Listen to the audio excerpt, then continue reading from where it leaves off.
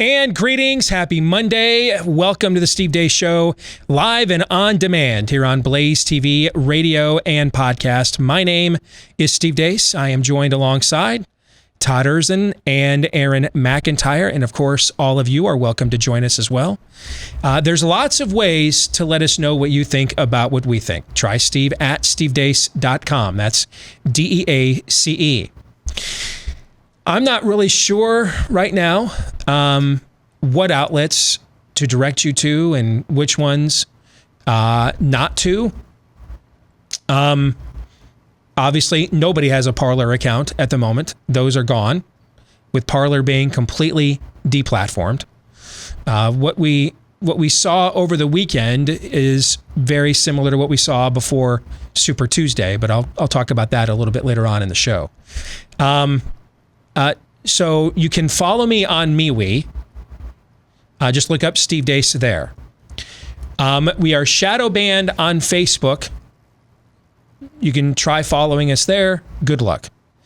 We are down about 10,000 plus followers as we speak on Twitter, which is ironic because in terms of new follower count, I've actually had a couple of my strongest several days in a row in quite a while.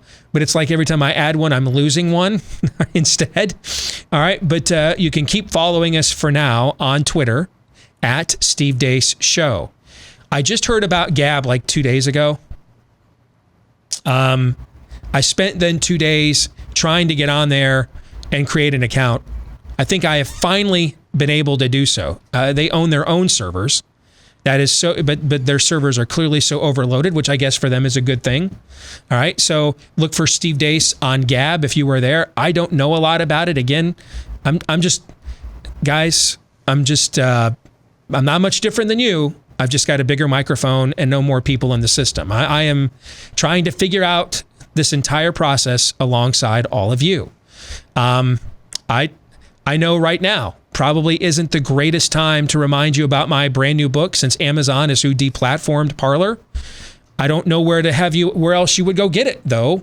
One, I don't even have I'd sell it to you directly. I'd tell you, hey, send me, a check and self-addressed box and I'll sign it and send it back to you. I don't have my author copies because Barnes & Noble looks like it's about to go out of business, and that's where my author copies were coming from. So I don't even have my author copies. All right, we sold out of all of the autographed copies exclusive to Premier Collectibles. Hopefully we will restock those here very soon. So if you don't want to do business with Amazon, I don't blame you. You can go there. But that is here's the thing.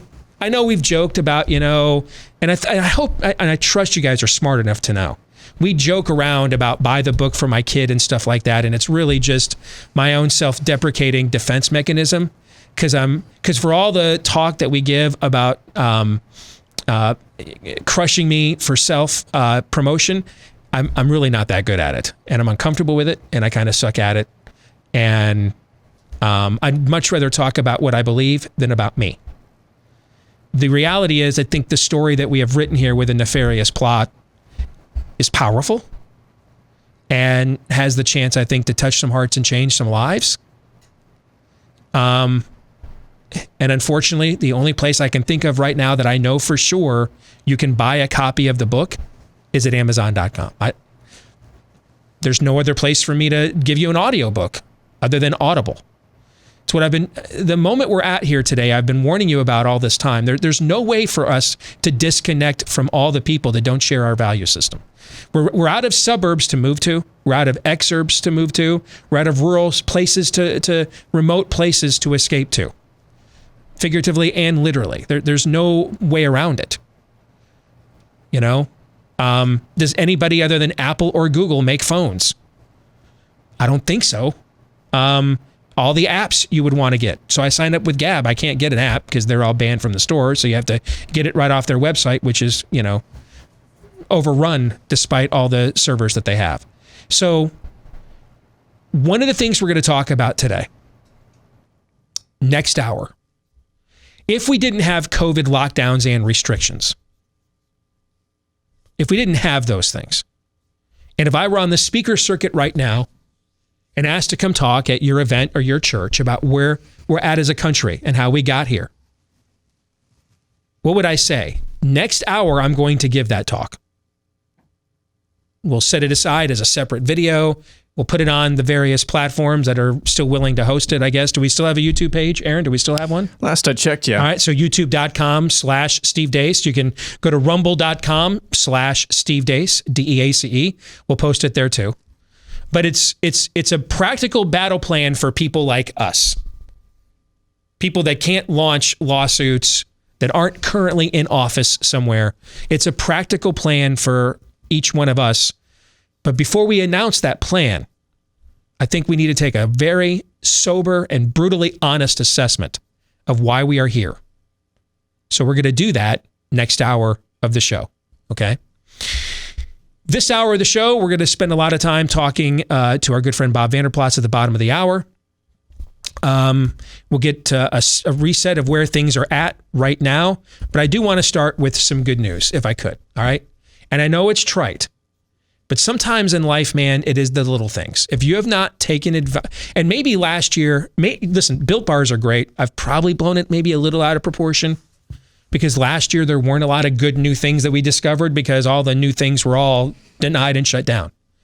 But man, if you're looking to eat healthier without sacrificing taste and flavor, I'm telling you, there is not a better product out there that I have tried in the entire country than Built Bar. All right.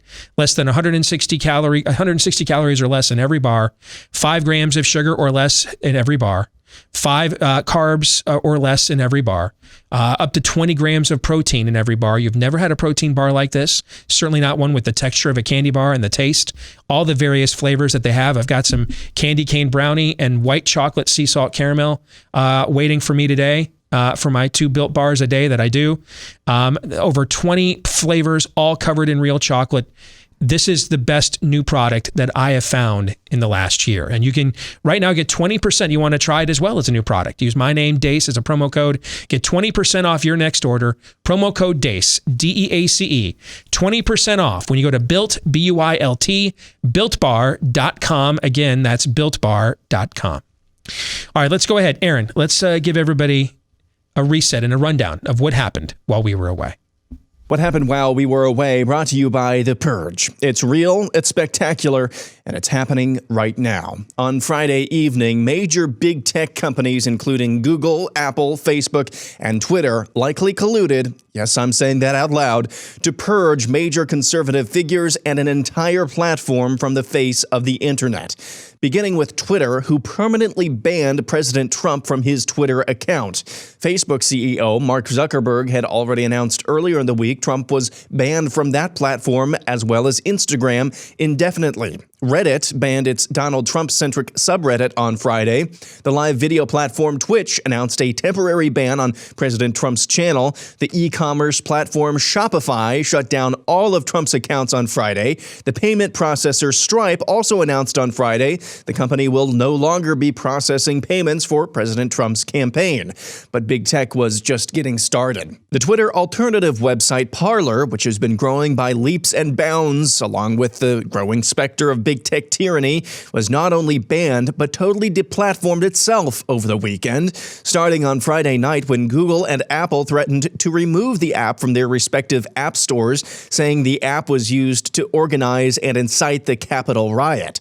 By Saturday night, both companies had removed the app from their app stores. Yes, that's the same Apple who famously refused to unlock the iPhones of the San Bernardino terrorists a few years ago, has no problem banning an app from its platform because of incitement. By Sunday, Amazon Web Services, the company Parler used to host their website, had threatened to boot Parler from their servers. By this morning, Parler was completely gone from the face of the internet.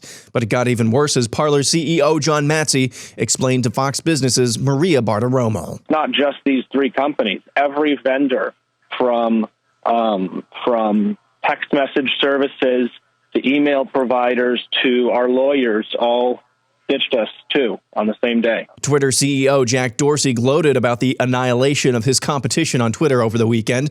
Melissa Chen of Spectator summed it up best this weekend. Well, it's a private company, so if you don't like it, you can always create your own social network, create your own app ecosystem, create your own payment system, create your own web hosting service, create your own power company, create your own country. South Carolina Senator Lindsey Graham pledged to get to the bottom of big tech censorship once again. And just to reset this for you, the cycle of big tech censorship goes like this. Big tech gets more Orwellian.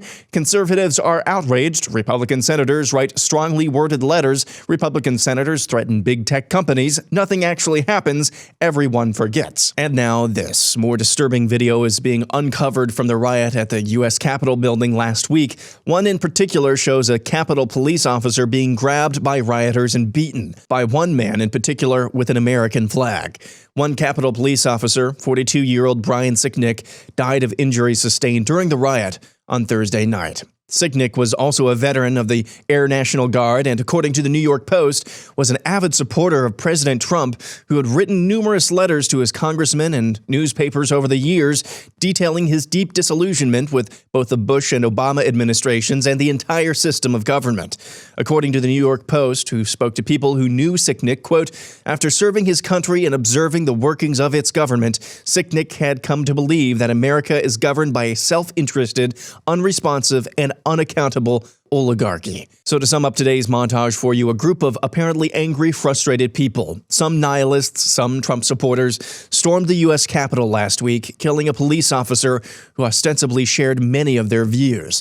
That event is now being used as the impetus from big tech oligarchs to essentially label the rest of us, even those who condemned the riots, as terrorists, unworthy of having a voice in society. And that's what happened while we were away. Aaron's montage brought to you by Omaha Steaks. You know, have you ever wondered what makes Omaha Steaks so darn good? Well, it's that aging process. They age their steaks at least 21 days because that's the sweet spot. It's where the magic happens. You can try those mouth-watering steaks in the Butcher's Bestsellers Grill Pack. It includes 4 of their iconic fork-tender Butcher's Cut Filet Mignons, 4 ultra-juicy burgers, 4 savory pork chops, desserts, and so much more.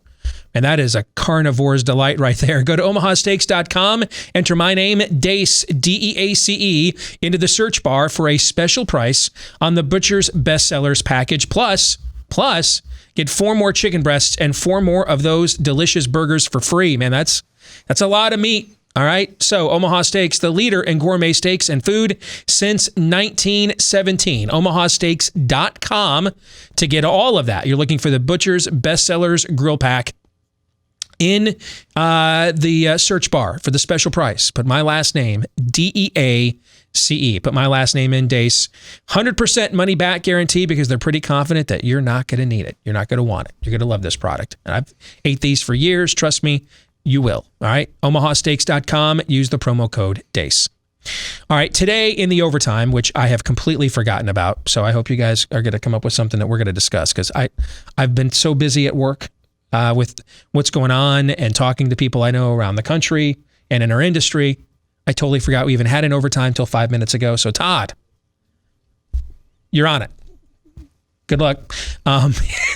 We will discuss whatever topic Todd comes up with for the overtime today for our Blaze TV subscribers. Now, the Borg won't stay on deck 16.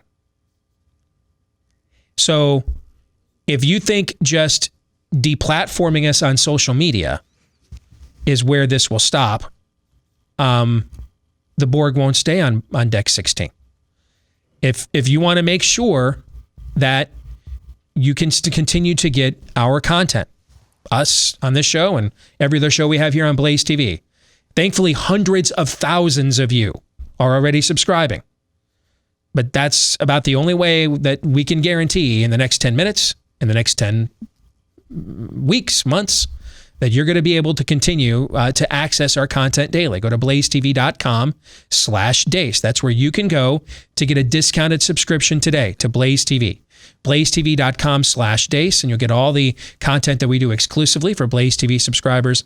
And then that's also where you can find the overtime today. We record it after every weekday broadcast. We stick around, do the overtime just for subscribers. Also at that exact same website, blazetv.com/Deace.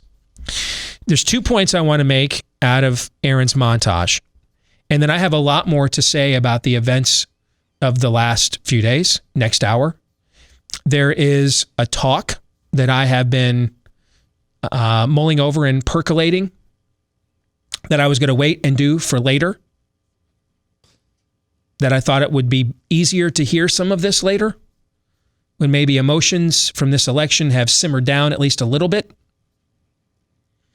But I think all of us are operating right now on an accelerated curve. And so I think we need to have this conversation now. And so that's what we are going to do next hour. For now, I have 2 things I want to say about what happened over the weekend and what Aaron just highlighted in his montage. I want to start with the death of that officer. I said this over the summer when we saw those riots. And I used to own a website connected with Sports Illustrated. And when I said this about them, Sports Illustrated tried to take my website away from me and deplatform me. I fought them and I won. And they didn't. And then shortly after I won, I just went ahead and resigned anyway because I didn't want to work with them anymore. All right, but I won first. But I'm gonna say the same thing. Everyone responsible for that death should be given the death penalty. Everyone. Everyone responsible for the death of that cop should be given the death penalty. That level of thuggery. We don't live in Cleveland. We live in Cincinnati. Although, the Browns played last night, but still, a guy died. One of your own guys apparently died. That's friendly fire, man. That's not Sons of Liberty. That's a mob. That's out of control. That's not meekness. That's not power under control. You lashed out and took it out on someone that's wearing your own uniform. It's similar to some of the rioting we have seen in places like Ferguson and other places over the years. And I've pointed out, it is weird and odd to me, you're burning down your own businesses and neighborhoods, right? We've talked about that. Mm-hmm. You're so mad, you go out and burn down your own homes, your own neighborhoods. Everyone responsible for his death should all be given the death penalty. Period. Here's the other point I would like to make this morning. The theme of the talk we're going to do next hour is a time for truth. And we're always about the truth on this show. Sometimes, though, prudence says find a time that people are more likely to be receptive to it, right? You know what I'm saying? Yeah. Yeah. And we maybe should abide by that more, okay? But I'm sorry, I'm still just, that video, every time I've watched it several times, it bothers me every bit as much as the video of what happened to that woman, Ashley. It really bothers me, that video. Can I ask a question about that? Yeah. I don't want to get in the way of train of thought. And maybe Aaron, because you put this together, you understand the timing. How does it coexist that video happened and the video of the police officers opening the doors and letting down the gates and people civilly just walking into the building? Those are both out there. I know. When did they happen? I shared that video as well. When did they happen relative to one another? Well, I don't know, Todd. I mean, wouldn't you... What was the motive for the worst shooter we've ever had? That's my point of asking this question. I mean, do we really believe Jeffrey Epstein hung himself from a bed that was on the floor? And that just so happened to be the day the cameras went out. Could we get a signature audit of the thousands of ballots we saw in Fulton County, Georgia, and Philadelphia County, Pennsylvania? Just so we know. There seems to be an allergic reaction in this culture to the truth. Let me jump right to a narrative that supports my presupposition, my preference, my desire, and then just run with it, as opposed to what is the truth? Let the truth have its way. We seem to not want to reconcile these things. How many times the last few years have I asked questions about how we are given seemingly irreconcilable sequences of events or facts in the exact same circumstance, and they just don't get reconciled? Do you mean, like, they don't for get example, answered? People who now say mobs are bad just this summer said police shouldn't even exist? Do you mean those people, Steve? Yeah. The people who said defund the police want to know why the National Guard wasn't standing right there when those buses showed up. Exactly. The truth is the chief casualty of America's culture war. I mean, the truth is just largely lost. But on our show, even when it offends, it's not ejected here. So let me tell you a truth you probably don't want to hear. But if you want to win, you need to hear. Nobody cares about your free speech arguments. The only people who care are the people who are also losing followers like we are, who are also getting banned like you are. All right, nobody cares. The ACLU, and I just retweeted it too, it's a nice gesture. Remember when they were for civil liberties? Remember? I do. Yeah, apparently they've come out from whatever pus-infested rock they usually hide these days and have said that the big tech went too far in what they did to Parler. Okay? That I don't trust, frankly. I just think that was so obvious and out in the open what was done to Parler that some people felt like to maintain any level of delusion and deception about what they really are, they kind of had to do the Lindsey Graham version of a sternly worded letter. But I look for the ACLU, which finds ways to get standing in federal courts all over the country, right? To oppose us on all forms of issues, right?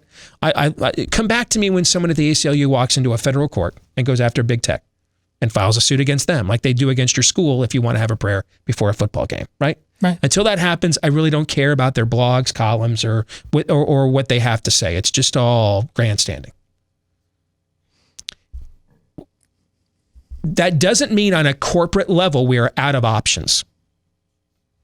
But you have to hit your opposition where they are weak, not where you want to hit them, and not where they prefer to be hit. Or not where you prefer to want to hit them, and not where you think they're weak. If our free speech arguments worked, we wouldn't be here today. Your speech is violence. Your speech is hate. What's happening right now, I believe the Orwellian term, it's been a while since I've read the book, but I believe the term is you're being unpersoned. That's what's happening. We're being unpersoned. That doesn't mean, though, that the Death Star doesn't have a thermal exhaust port. It does. Some of you aren't going to like this, though. And some of you are going to be like the people who last week said, we have to strictly enforce the 12th Amendment in order to let people who don't care about the first 10 amendments or any single syllable of the Constitution get away with whatever this election was. Right? Oh, so we're going to replay that one again. But the thermal exhaust port is that these are publicly traded companies. And Twitter stock is already down. But it's not down just because it banned Trump and it cost him traffic. That's part of it. But remember on Friday when I talked about, I don't understand the Ted Cruz strategy of let me spend 3 years making all these inroads into MAGA world, right? And then let me create a coalition of people who are willing to audit the election, right? And then after the events, come out and then blame Trump for incitement. Because then you just, and I saw it on Twitter before all the bannings began. A bunch of all the people in MAGA world who were singing his praises for years all thought he abandoned them, right? That we've seen how many Republicans do this over the years. We've seen Trump do this numerous times. I mean, I was talking to somebody in the Trump White House before I got on the air today. I said, hey, your boss has done this a lot. Call the opposition out for a fight, threaten them one, and then They come out guns blazing and like the fight never happens. But we get all the blame for it anyway. We get all, it's like we violated the Geneva Convention by dropping mustard gas. And so we get called to The Hague for war crimes when we never even launched any mustard gas. We just tweeted we would. You know what I'm saying? Oh, I do. Yeah, we just put on Instagram, here comes the mustard gas. Release the mustard gas, Kraken. Nothing happened. Nothing happened. We didn't do anything. But you wouldn't know that if you watched the next day of news. You wouldn't know that if you watched the next day of shunnings and shadow bannings. It was like we committed all these heinous war crimes that we only threatened, but never really actually did. So we got all the blowback and didn't get the benefit of actually seeing any desolation of our enemies. And then since we get the worst of both worlds, they get the best of both worlds. They now have an excuse to come back at us as hard as they've always wanted to. But then they don't have to worry about any blowback because it was in response to us threatening them. And on and on and on this has gone the past few years. See, the other reason Twitter stock is down today is because they're getting hit by all kinds of lefties that they waited too long to ban Trump. See, they're getting it from both sides. They've done the reverse Ted Cruz. They banned Trump. They kept him around because he was good for traffic. And it legitimized Twitter as a news platform that Trump used it as his means of reaching the American people, right? So they let Trump legitimize them as a platform, which angered their own base, lefties. And so they tried to cynically put up with Trump for a long time because he was helping their bottom line, their chance to go public. And then when the blowback got too high, they dump on him, but aren't getting any credit from their lefty friends for it today. That's why their stock is down. They're in the worst of both worlds. They're losing traffic by what they did to Trump and what they're doing to people like us. But then they don't get any credit from the lefties that they're making alms to and making sacrifices to because they wanted all of us gone weeks and months and years ago. You see what I'm saying? Mm-hmm. So that's the weakness. The thermal exhaust port is that these are publicly traded companies. Investors don't like controversy unless it's a controversy that they predicted before it happened so they could make money on it and get ahead of the market. They don't like controversy. They like controversy after they've made their play with a stock, not while they're holding the stock. You know what I'm saying? Yes. They like variables before they buy or sell the stock. That's how they make money. I'm ahead of the market. They don't make money by variables once they own the stock itself. You want to beat these guys. You're not going to do it with fanciful pleas for free speech. How did William Wilberforce get slavery banned in England? Largely on a technicality maritime law. Yeah, over maritime law. Yeah. You want to get these guys? You need to start making Elizabeth Warren's arguments. Republican attorney generals around the country need to join the antitrust suit that the New York State Attorney General has already launched or said she was going to. You need to go after them on antitrust grounds, unfair business practices. Well, see, we believe in the free market. You mean the one where all your Republican shills have been given, like the prostitutes they are, turning tricks for corporatists, for tax cuts and incentives and deregulations in exchange for nothing for decade upon decade? You mean that free market? You mean that one? You need to hit them where they're vulnerable. And where they are vulnerable is that they're publicly traded companies. These are clearly antitrust violations. You need to be using Elizabeth Warren's arguments against them. Our arguments, no one cares except us. And we don't own our own servers, our own platforms, our own means of production. You can't successfully boycott these people. They own everything. All the hay's in the barn. All the hay's in the barn. Yeah, I'm good. If they got all my money and data, I'm out. They're like, see ya. Got what we wanted. Thanks. You have to threaten them where they're weak, and where they're weakened is on the antitrust side. Destabilizing their business model because they're publicly traded companies. Use the Democrats' own language and class warfare arguments against them. That's the weak spot. And that's the place we have not attacked them yet. More in a moment.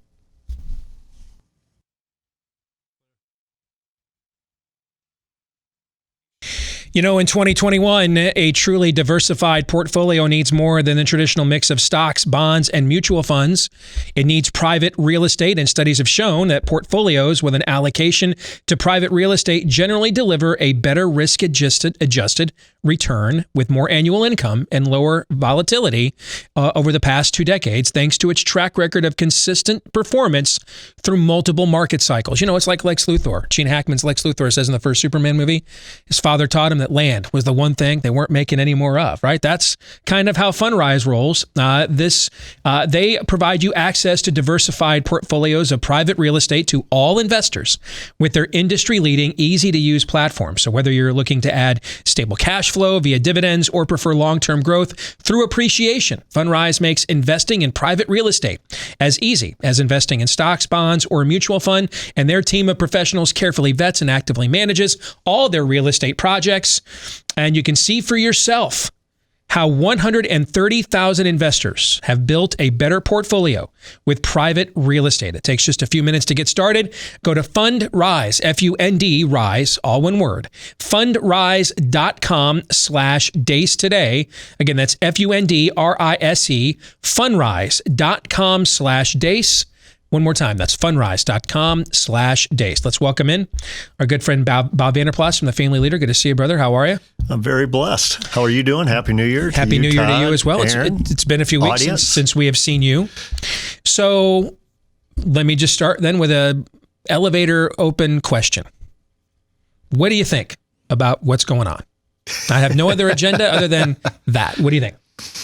I think it's time for all of us in 2021 to put in the clutch, take a deep breath, especially for those of us who are believers and claim the Christian faith, and personalize what we call here at the Family Leader if 714. You've heard me talk about if 714 before. This country needs revival.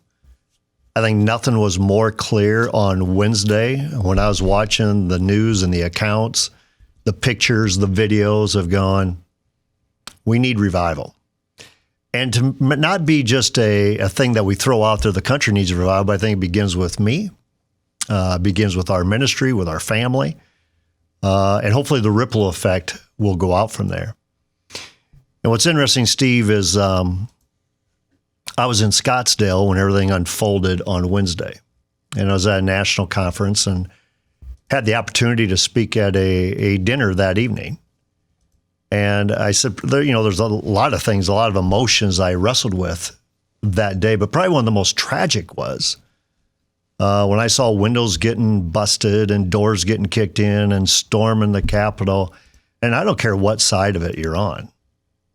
I just thought, this is where we've placed our hope. And we've made government the idol. And that if we win, we get all things will come our way.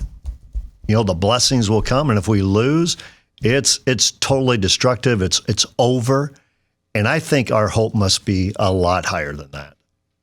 And so I think this is not the time, frankly, and I've told our team this is not the time to lead with answers. I think that's a leadership mistake. I think it's a time to lead with questions. It's a time to lead with personal reflection. It's a time to personalize, to say, am I willing to humble myself? Am I truly willing to pray and seek God's face? Am I truly willing to turn from my wicked ways, my idols, whatever separates me from God? Am I willing to do that? And then maybe God can speak to me. Because what I'm reminded of is not from a believer in the Christian faith, but from a Jewish friend of mine, Frank Luntz. Frank Luntz 4 years ago said to me, he said, the danger he sees in America today is we no longer go to the news or do the hard work to truly be informed.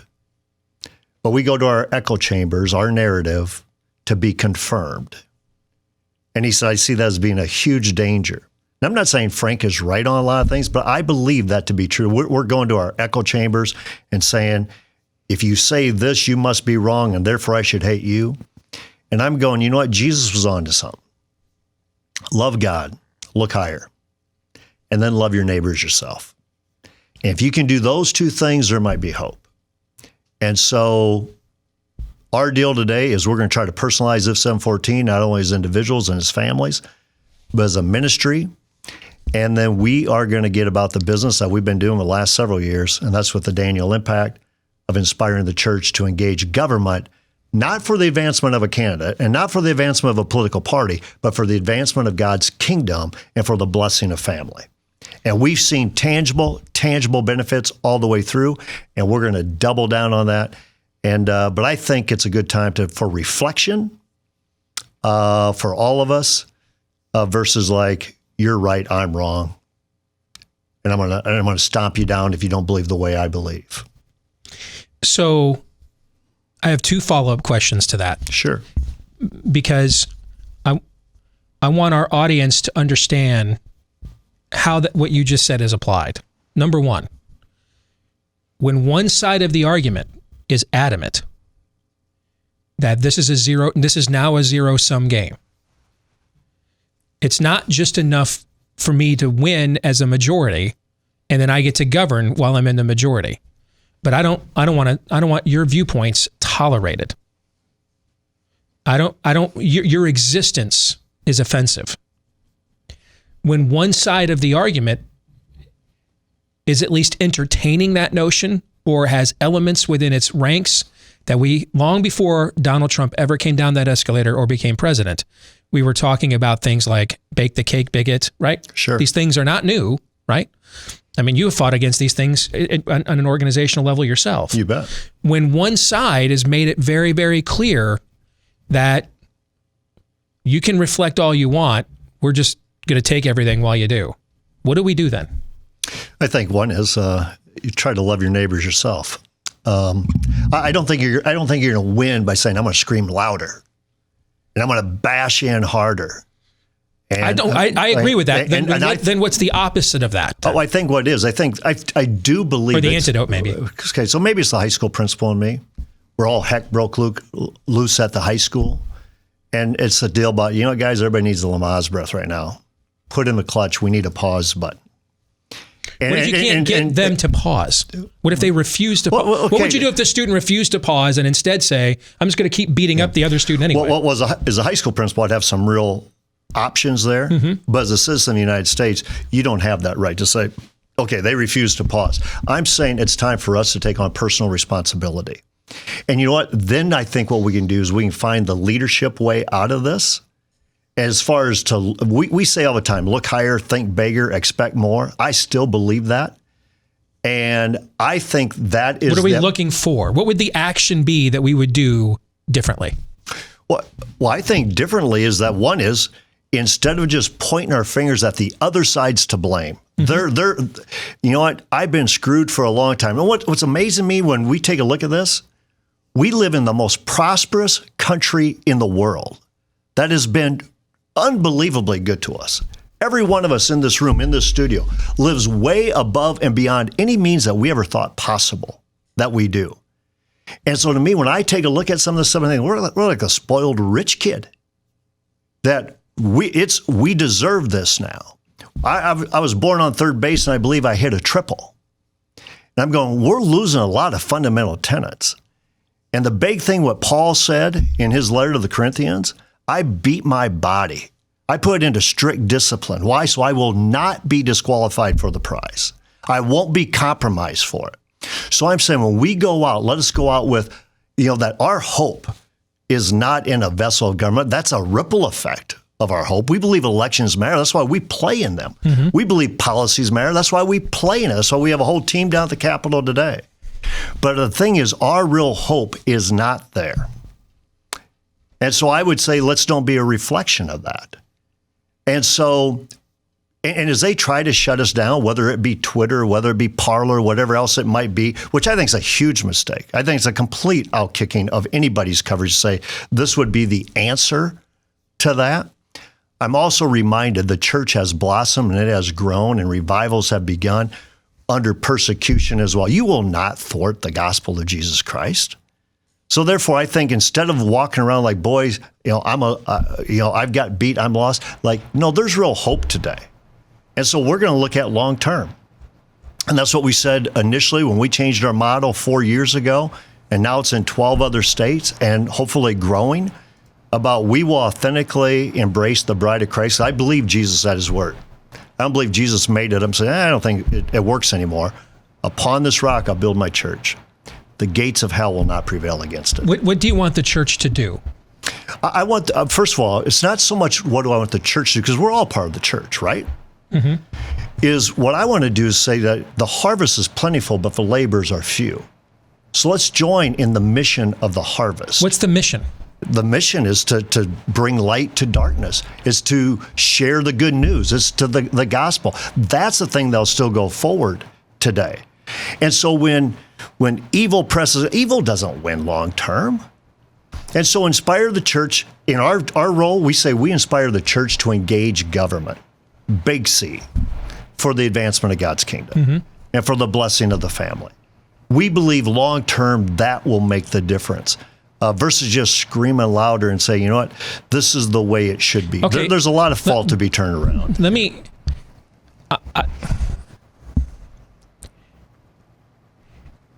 you're my friend. I've seen you spill more blood in the arena than the vast majority of people in our movement successfully. And I know my audience, though. A lot of them are going to say, this sounds really trite.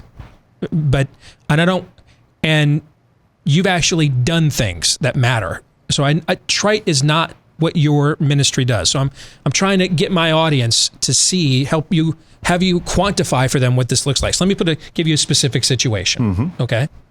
Tomorrow they tell you you're taking your website offline. You can't have one. Your bank says, the bank says we're not dealing. You can't. No banks are willing to do business with you guys at all any longer. Right? What does the family leader do? Well, first of all, I think we can work around either one of those scenarios. But the other part of it is that we fight. We fight for what is right. But we do. That's what people are trying to think of. How do we do that? The first thing I'd say is find out where your facts are. Who's lying to you? Who's not lying to you? Because frankly, I think a lot of people are being lied to today. And I think a lot of people are being stoked on their worst fears today, which is the worst type of leadership. And there's a lot of matter of fact, Romans 12 verse 8 says, lead and lead with all diligence. What does that mean? You have a high accountability to be a leader. And so instead of trying to figure out, okay, who's our next leader that can, let's get things right first with ourselves. And I mean it. If that's trite, I'd say try it. Try for 30 days. Download the F714 app. Pray twice a day with us. Make this part of your life about revival. Let me know if that's trite to you. Because it'll impact your marriage, it'll impact your family, and frankly, it'll impact your government. But what I'm saying is that what I took a look at on Wednesday, and again, discouraged, disappointed on a bunch of levels. But the base one I thought of is that, there's our hope. We made this a blood sport of the idol, and I don't think this is it. I think we can look way higher, and the ripple effect can be government with ministers of God advancing righteous policies that is a model of biblical partnership that wins people to the kingdom. I think that's a good thing. And if that's trite, we're going to continue to be trite. I want to give you a chance to say a last word here in a second. But if you have noticed your hair is not looking as full as it used to, that's not a problem Bob has. I do. But losing your hair is no fun. So let's talk about options. You can go to your doctor for a hair loss treatment prescription and then visit the pharmacy as you try not to go broke while you're trying not to go bald. Or you can go to Keeps for the comfort of your own home and save a ton of money because they use the generic versions of those same products. So you can save up to 50% off. And it's all done online. Just answer a few questions, snap a few pics of your hair, and then a licensed doctor will review your info and recommend the right hair loss treatment for you. That's shipped directly to your door. So big savings, a lot of convenience. How about even more savings just to get you started? Half off your first order right now. So you get almost half off with the generic versions and then half off your first order when you go to keeps.com/grow. That's KEEPS for keeps.com/grow. Again, that's keeps.com/grow. All right, I've got about 2 minutes here. What is it you want to say? I mean, there's probably at least 10 or 15 people tuned in right now. So if you had you got 2 minutes to say anything you want to them, what do you want to say? I don't know if it'll take 2 minutes, but I think in any situation, especially the one that we're facing with, the free consulting advice that I'd give you and to your audience is don't lead right now with answers. Lead with questions. Ask the right questions. The right questions will lead to the right answers. And I would make it, I would personalize it. I'd personalize it to yourself, and I'd personalize it to your family and whatever business or ministry or community that you're in. The other part of it, this is going to be a little bit of a shameless plug for a good friend of mine, Dal Tackett. But Dal Tackett is known for the Truth Project. And I think it's gone out to like 80 million people in a bunch of different countries. But it's all, what does the Bible have to say about this? This is Truth Project. But he is a good friend of mine. He said, you know what, his next project, which is now up and it's available, he goes, I believe it's my most important one. And it's the Engagement Project. And the Engagement Project is all about love your neighbor as yourself.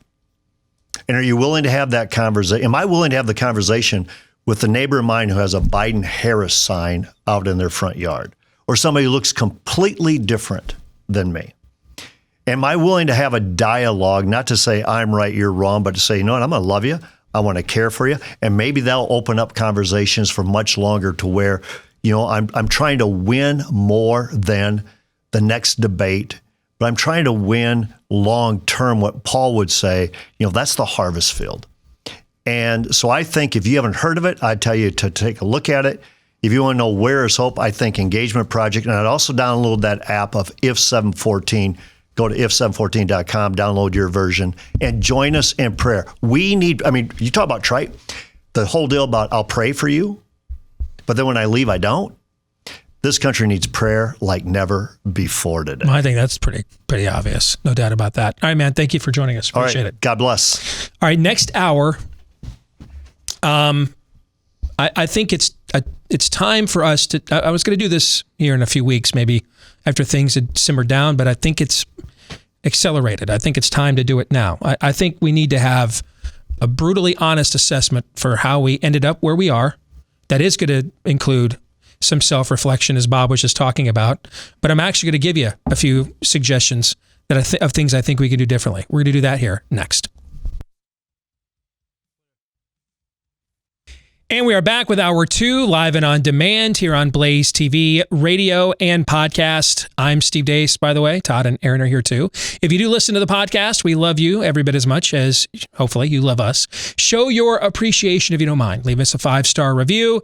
Hit the subscribe button on any podcast platform that you access us through. But again, given the environment we are currently in, who knows, man, whether you can access us that way today, tomorrow, 6 months from now, a year from now.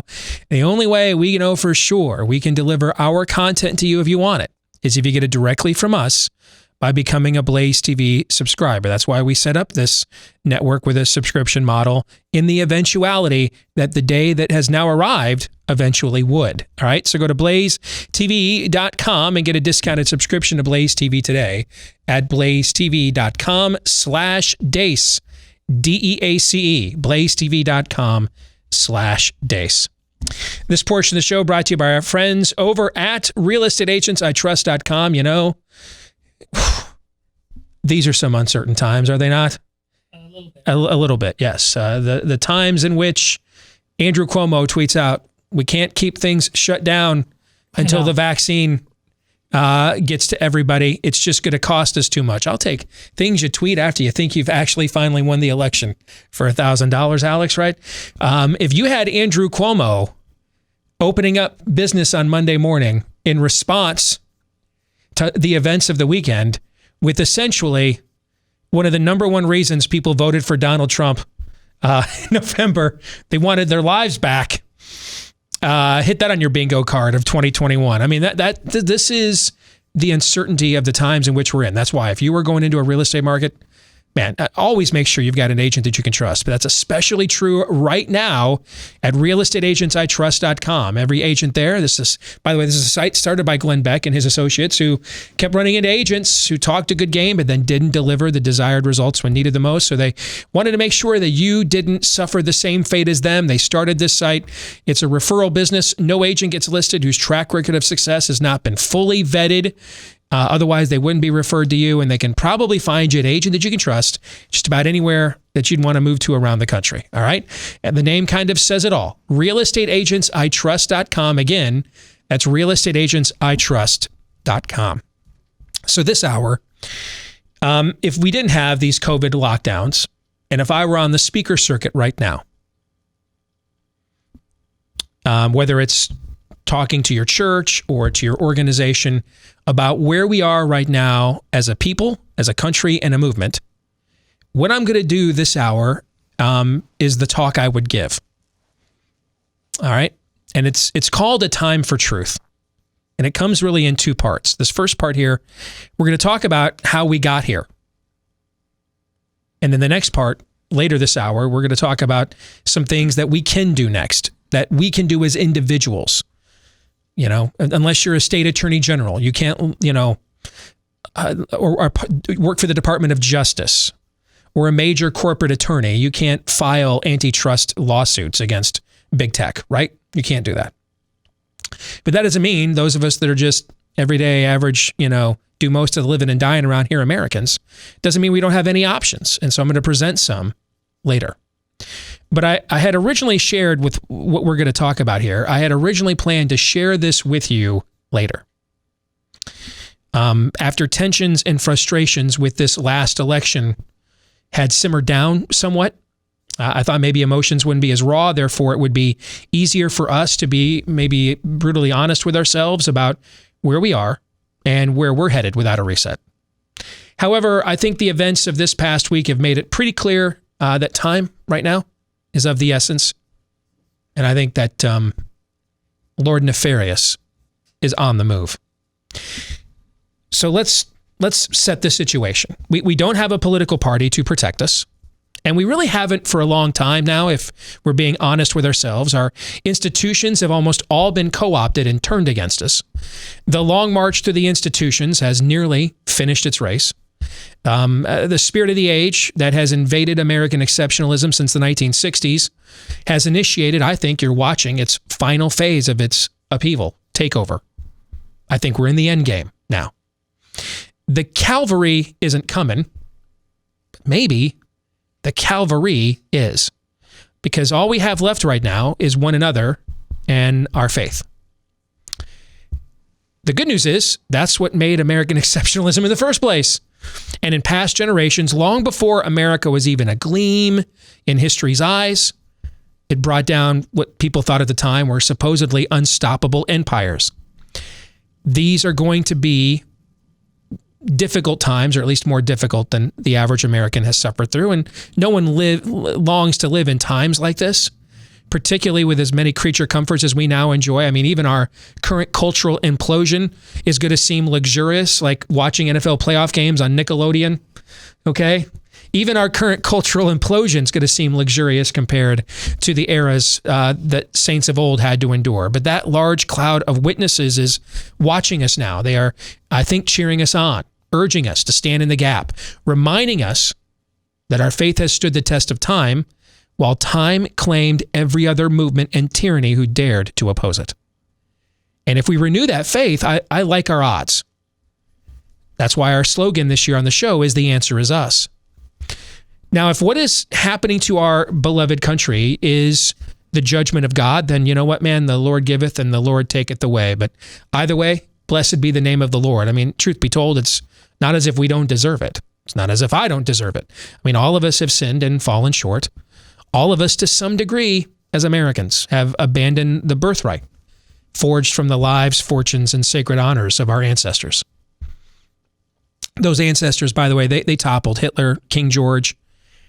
Meanwhile, we're on the brink of surrendering to a metrosexual keyboard commando in skinny jeans, overdosing on avocado toast. Life this side of heaven, yes, it can be hard. Freedom, true freedom that comes only from and obedience to divine providence, that is even harder. There's a reason that we are the longest ongoing experiment in liberty in the history of humanity. And we're not that old, really, in the grand scheme of things. However, as we've often quoted on the show, this Constitution was made only for a moral and religious people, and if we're being honest with ourselves, we lost our way on both of those fronts quite a while ago. But what if it's not a deserved divine judgment, but a demonic invasion? Or what if the divine judgment is the permitting of such nefarious forces to have their way in our day, like Romans 1 style, given over? Then I think what I'm about to propose to you, I believe could be successful in either scenario because it requires us to return to a firm reliance upon divine providence rather than continue on with rationalizations and striving that have not worked. Unfortunately, right now, I think we lack the leaders to lead such a change. We are rudderless, drifting off in the deep end of the eternal sea of politics. We have no plan for how to reach shore safely, except let's just keep treading water to avoid drowning right now, as in just keep trying to vote our way out of this with politicians who either lack integrity or courage, and sooner or later, Lindsey Graham will get to the bottom of things and it will work. That is Einstein's definition of insanity, doing the same thing over and over again every time, expecting a different result. We long for leadership. I think we are actually desperate for it, which is why the minute some clip goes viral of a Republican politician saying something with gusto, we immediately glom onto them like they're the apostles without any vetting. Chris Christie to teacher unions, right? Kurt Gowdy, or Trey Gowdy, I should say, to Hillary Clinton, right? The minute they say these things, man, we glom on. That's the new hero. We exalt them as our new conservative hero, only to be disappointed by them later when we needed them to actually act on those compelling words. Wash, rinse, repeat. We've all lived through this. I don't want to live through it again. So I think we have to take a hard look at ourselves because we are the only thing we can change here. We just learned that we're going to have to be, folks. We're going to have to be the leaders we've been waiting for. We cannot change the enemy. And no, by enemy, I do not mean a radicalized Democratic Party. I don't mean a neo-Marxist progressives who are really regressives. I don't mean leftist right now. I don't even mean big tech or anyone or anything else that currently has us in the crosshairs at the moment. I think those entities are really just all manifestations of the real enemy. I think what we're up against is a spirit of the age, and one that is not from above, but below. I think we must acknowledge this if we have any hope of concocting a successful strategy to defeat it. You cannot defeat an enemy that you fail to know. We'll have more on that later, though. Just stay tuned for that. First, you have to prepare yourself for the battle to come. Got to look at ourselves. Make sure we're prepared for the battle at hand. Now, I'm a firm believer that before real and effective change can be made, we first have to examine how is it we got here where we don't want to be in the first place. So let's go back to the beginning, shall we? The Reagan Revolution. It was the American patriots' rise up in defiance to the counterculture hatched by the spirit of the age in the 1960s. And it stood up to the spirit of the age, whether it was foreign, the USSR, or domestic, the New Left. It's no coincidence that it was this alliance of Catholics and evangelicals that gave Reagan grassroots no other modern politician ever had, thus elevating him to the White House in 1980, and then a historic re-election in 1984. And these wins also empowered people like us to not just have a voice in a major political party in America for the first time in the 20th century, but we could even lead it. Reagan's ascendancy should have been the birth of a new era of activism. Unfortunately, instead, it was the zenith. For after that ascension, the system has been hard at work erasing those gains.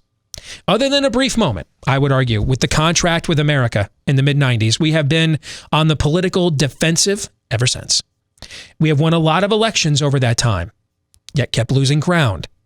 And that's because we are a representative republic, not a referendum democracy. We don't elect values, folks. We elect people. And if the people we elect are bad or weak or lack wisdom, our values will suffer in such hands. Those who began the new activism that catapulted Reagan to the White House, they knew this. It wasn't just that Ronald Reagan had good ideas or was a good speaker. He was a good man. Yet as with everything, the new power that came with our successful new activism had a trade-off. there's just something about we humans, and I struggle with it too. Once we've made it, we tend to become protective of the prestige and prominence we now have rather than principled in how we wield it. For example, we followed up with George H.W. Bush. He violated a solemn vow not to raise taxes on the American people. We didn't really oppose him while he violated that pledge. We did try to excuse it away later when he ran for re-election. That didn't work. He ended up losing to a predator daft draft dodger, so that was cool. Ironically, because a successful businessman named Ross Perot rose up, called BS on his bad governance. That's why Bush lost. Then there was George W. Bush. He ordered perhaps the worst and most heinous foreign policy mistake in American history, the invasion of Iraq. He then signed the TARP, one of the most unpopular pieces of legislation in modern history. He signed Medicare Part D, at the time the biggest government program in American history. Man, I remember on election night 2004, I'm a brand new baby Christian. I'm on my knees in my family room. My wife's at the hospital with pregnancy complications. She sent me home. She got tired of my nerves were making it worse on her. I'm on my knees praying that he will pull out this reelect or America's over for my new kid. I remember praying that. But then he did all these things that I'm against.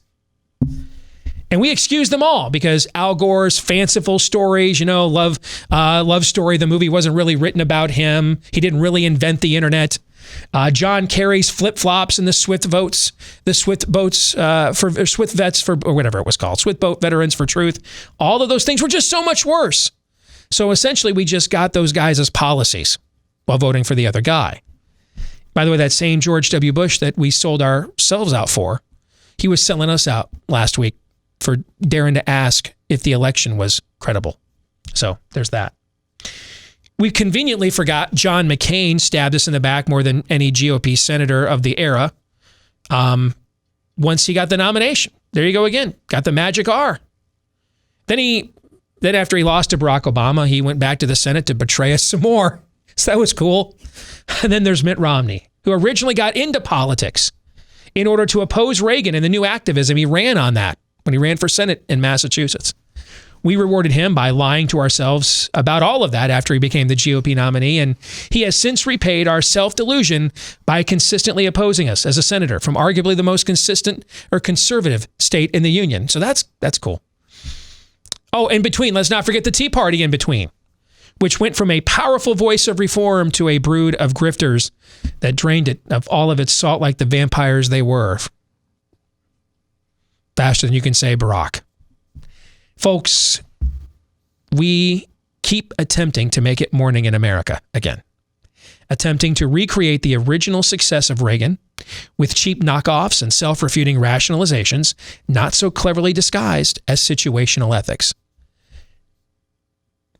Meanwhile, while we did all of that, Lord Nefarious was on the move, marching through all of our institutions, claiming them all in the name of the spirit of the age, playing the long game, recognizing that while we were desperate to win the next election, the spirit of the age was winning over the next generation. And now look where we are. Corporate CEOs, they no longer want low taxes and regulation, but government handouts, guarantees against competition.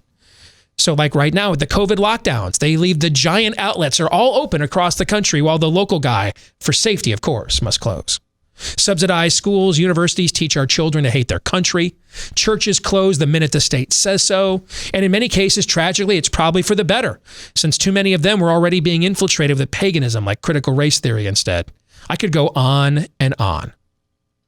Sensing this, we doubled down on our desperation one final time with the nomination of Donald Trump. The hope was, let's go get our own strong man who was so wealthy that he can't be bought off. And I don't bring this up. I'm not trying to relitigate the 2016 primary. I made my peace with it a while ago. I happen to think Trump was a better president than I ever anticipated he would be, despite my differences with him.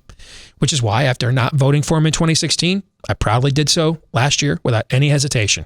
And I wanted him to win badly too, not just because I thought that he earned my vote, but I anticipated that we would eventually be where we already right now are at if he didn't. And he hasn't even left office yet. Nevertheless, let us not make the same mistake again we have made so many times before. We cannot stand for the truth if we're not a people of truth. Trump is not a singular victim. Do I believe Biden's victory was real? No, and I have laid out in great detail several times why that is the case. However, Biden didn't make Trump act so unpresidential in that first debate that was watched by 10 million more people than the second debate, which most thought Trump clearly won. Biden didn't force Trump to make perhaps the worst managerial decision in American history, surrendering his presidency to the fiendish Fauci and the quack Birx. And that decision, ironically, is what set the stage for the very mail-in voting scheme that led to whatever the last election was. Trump made the decision that led to this. If Trump had done neither of those things, would he be preparing for his second inauguration? I believe the answer is yes. That doesn't make this election any more credible to me. Those who engaged in what I believe was fraud in those handful of counties, I think they're still responsible for their dirty deeds. But Trump is also responsible for his misdeeds that played right into their hands. Like also not sufficiently draining the swamp of bad actors, some of which were his own appointments. Christopher Wray is still running the FBI. Christopher Wray, Antifa's just an idea, not a terrorist group. Wray, still running the FBI. How about declassifying material that would have brought us to clarity on several fronts? Didn't do that. Again, we need to say these things. It's a time for truth. Don't make the same mistakes again. We cannot defeat idolatry with idolatry. We cannot defeat propaganda with propaganda.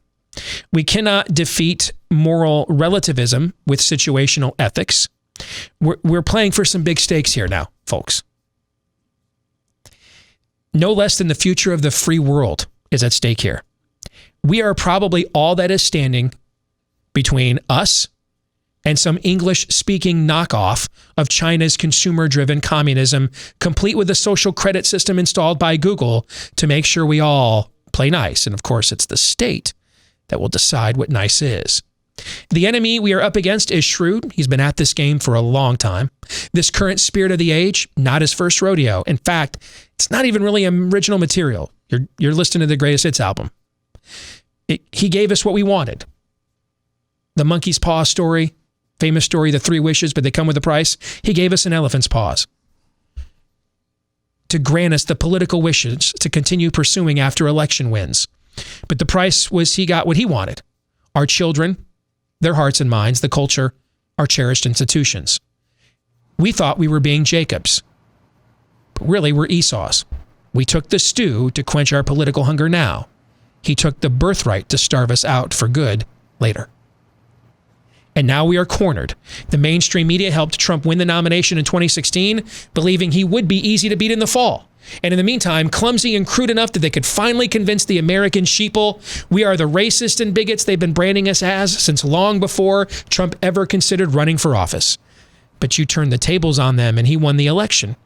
And then Trump turned out to be a more effective president than they ever imagined. So they resorted to fake news, Russian collusion hoaxes, rape hoaxes to bring him down. None of that worked. Yes, they ended up beating him with their, I believe, fake election, but they also didn't sufficiently tarnish him or his supporters. He had just won the Gallup poll as the most respected man in America after losing the election. They hadn't also successfully branded us as him, as they had hoped to do all along.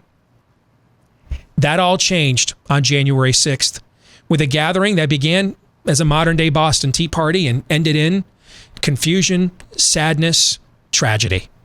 They have cynically used that moment the way an offensive coordinator exploits an opponent's breakdown to finally throw the bomb down the field.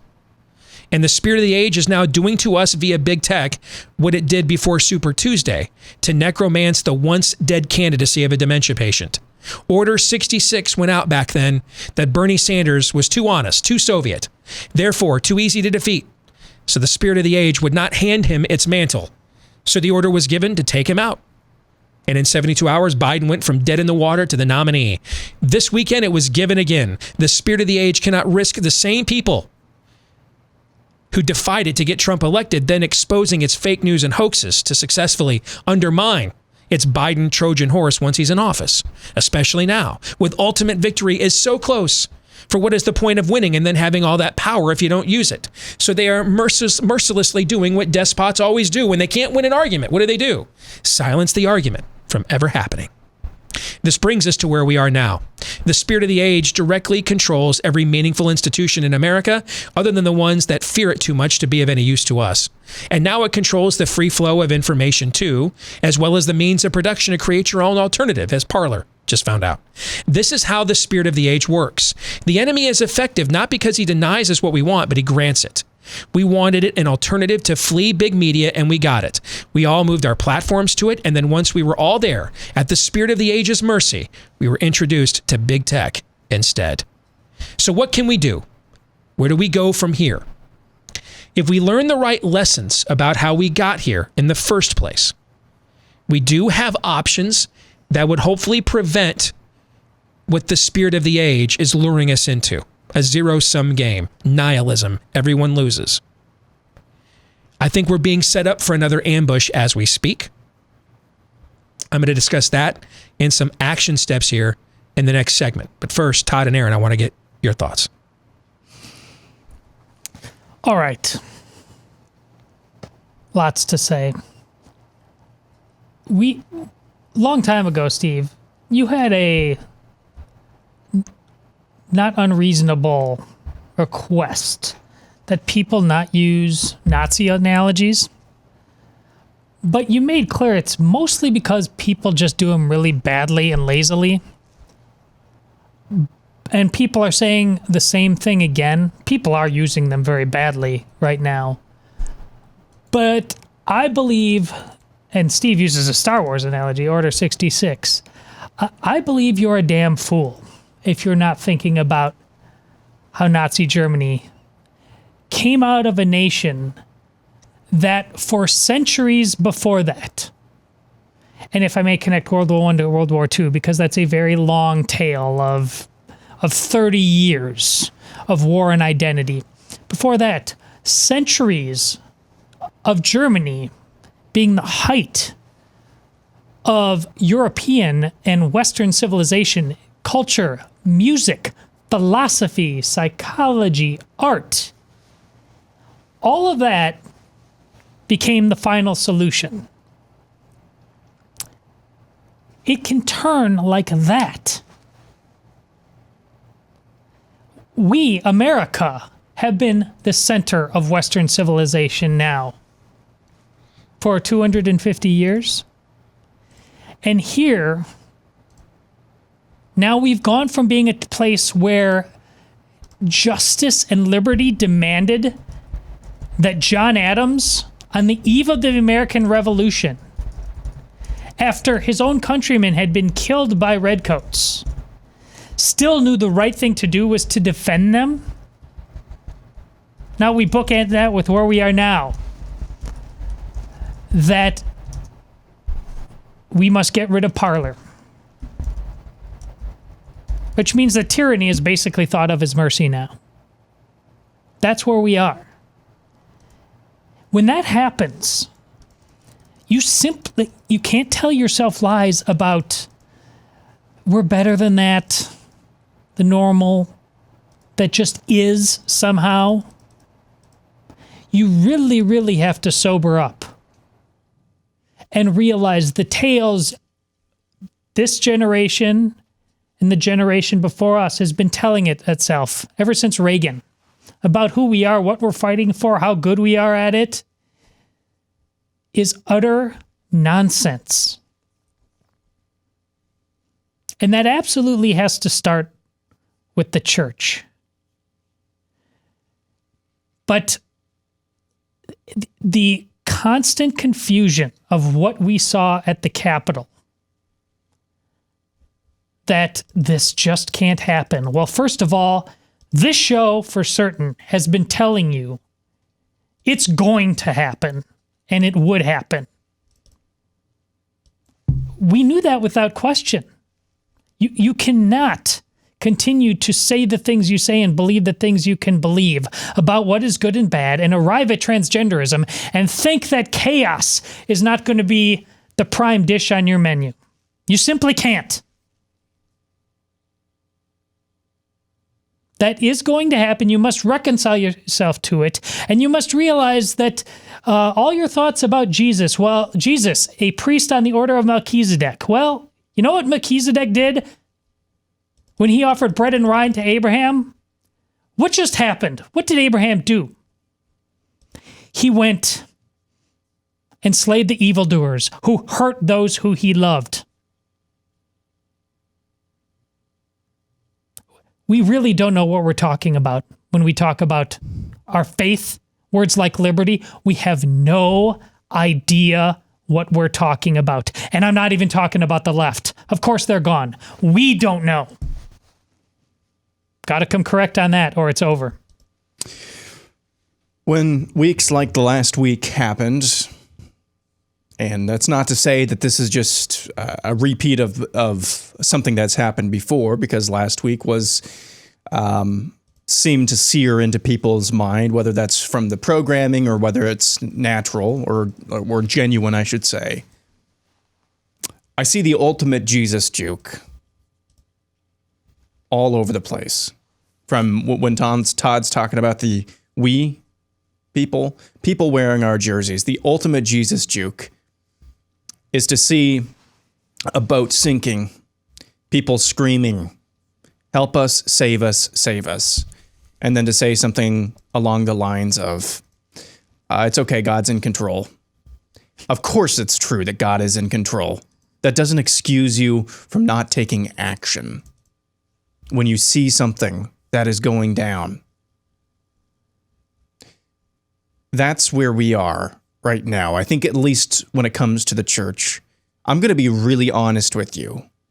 Amongst the people that I know personally, I've seen a greater ratio of people who fall into the category of what I just talked about. And I would say it's probably 70%.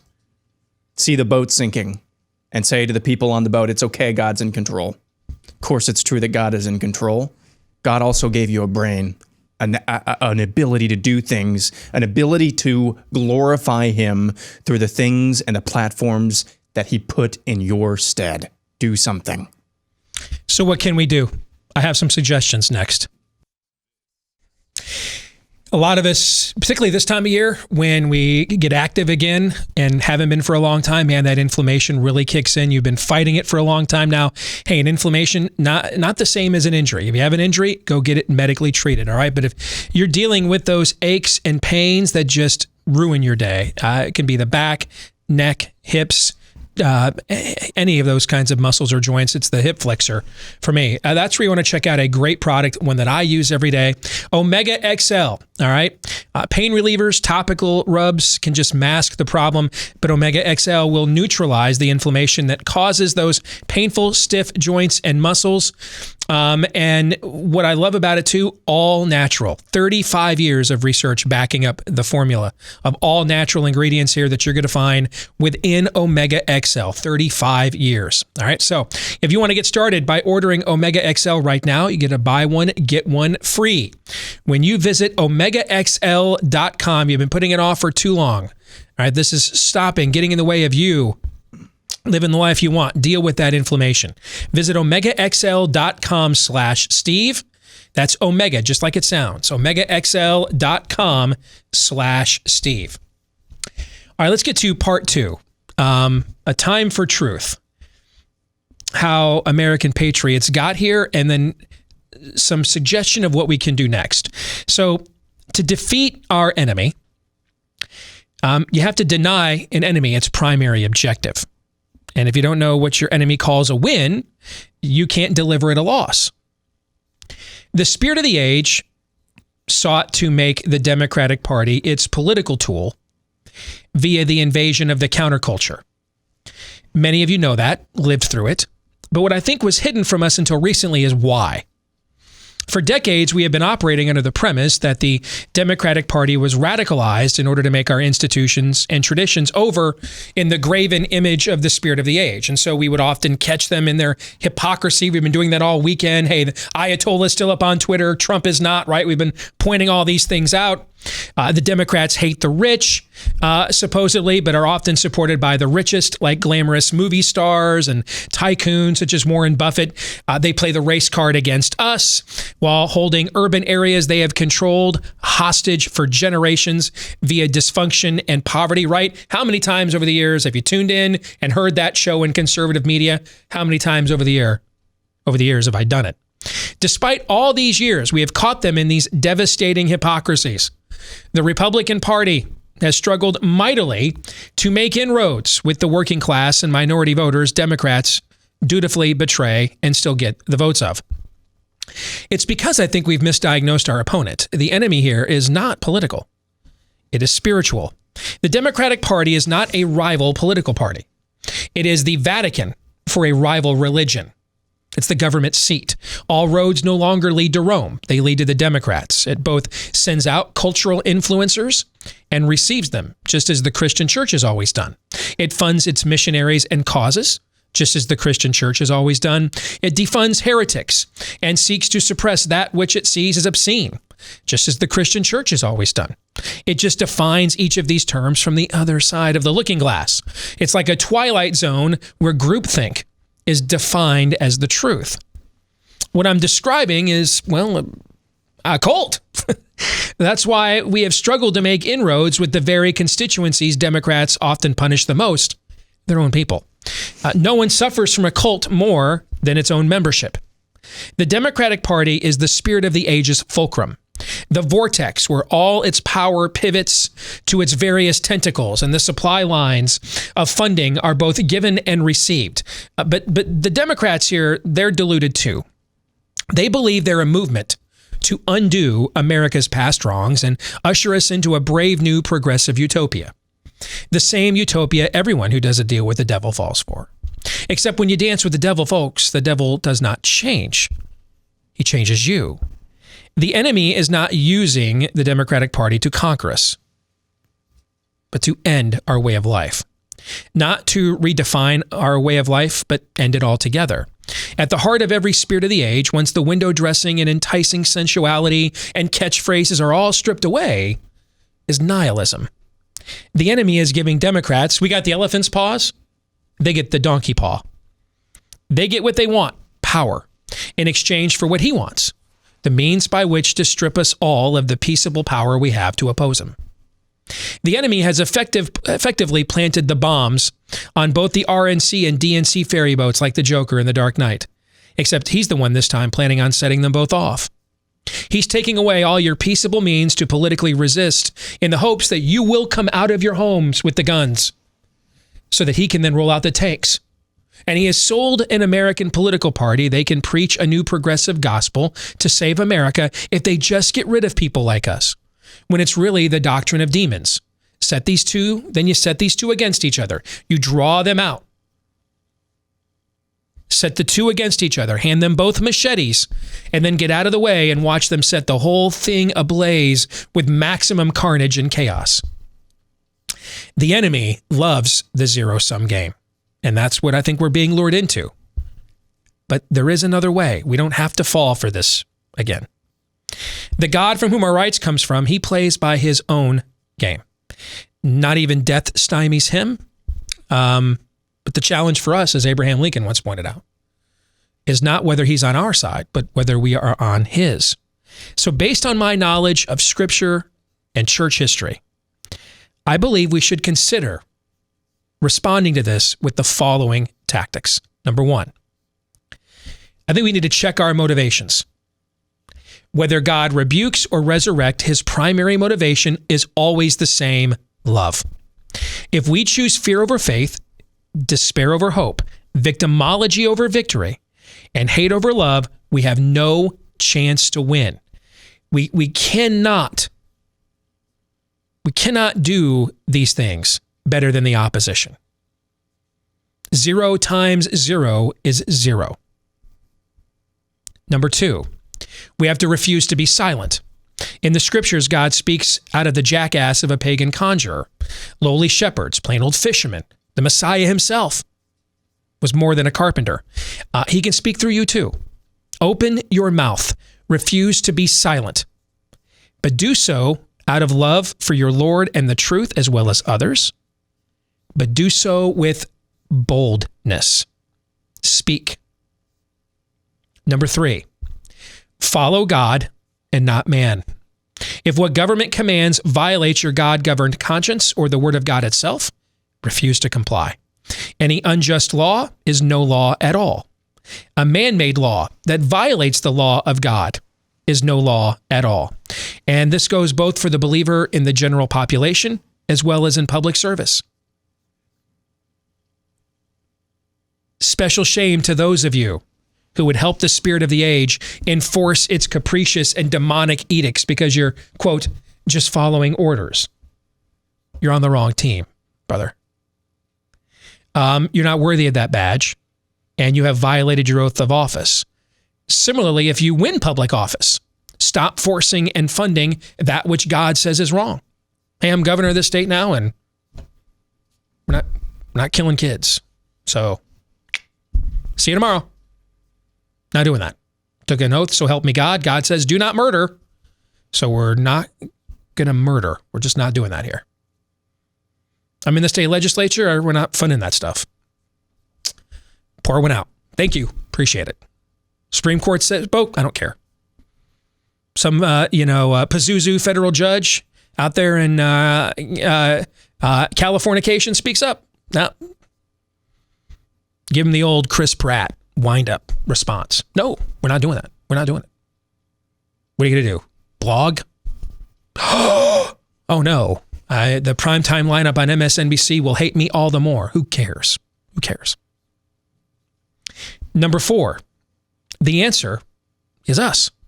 If your church is closed, start a home Bible study.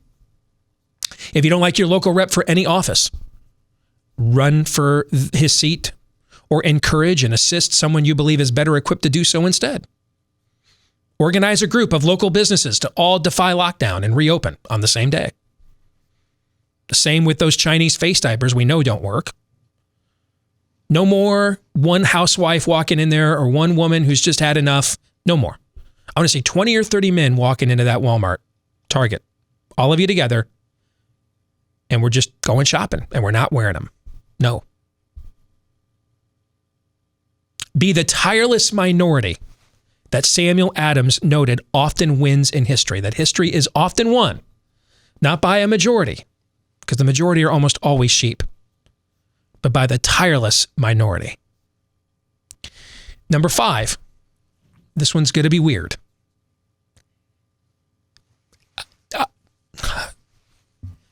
I thought this was going to be easier to say, getting ready to say it, but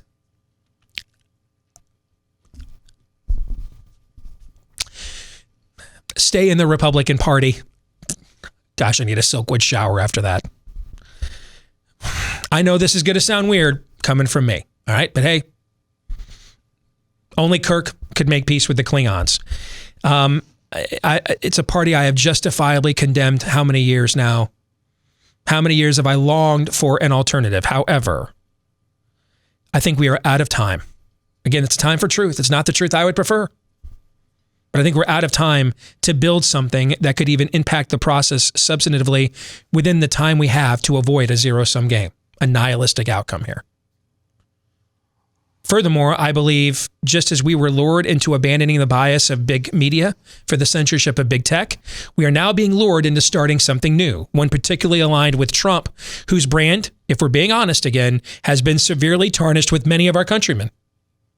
If we break out under his brand, they will do us like they just did Parler when it broke out on its own. Because out in the open, we're out our own.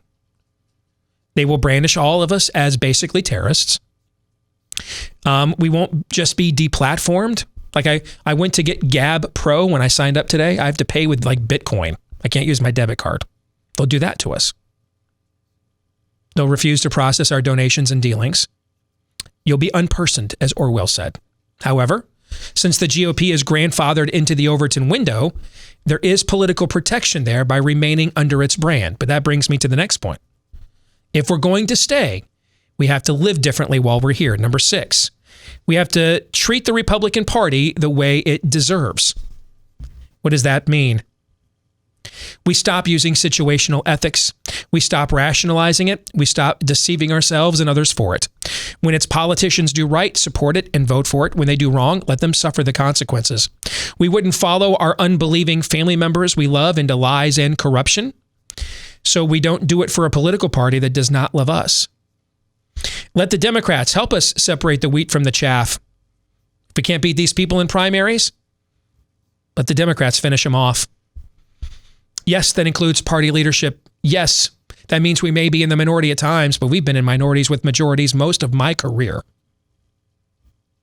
And if we haven't learned after the last 30 years that there is no point to a majority of traitors and cowards, then frankly, we're unworthy of the title patriots. We've already lost this conflict.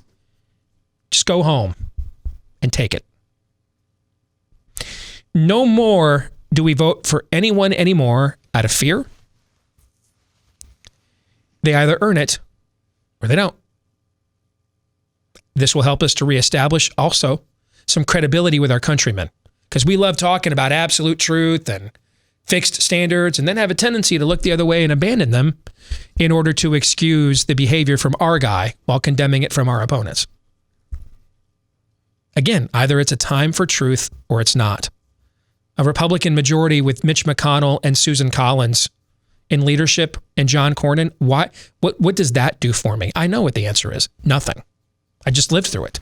Again, nothing. Nothing's the answer. Number 7, I saved the best and biggest one for last. We got to make God great again. In our hearts, in our homes, in our homilies. We got to make God great again. We've made a lot of Republican politicians great. We need to make God great again.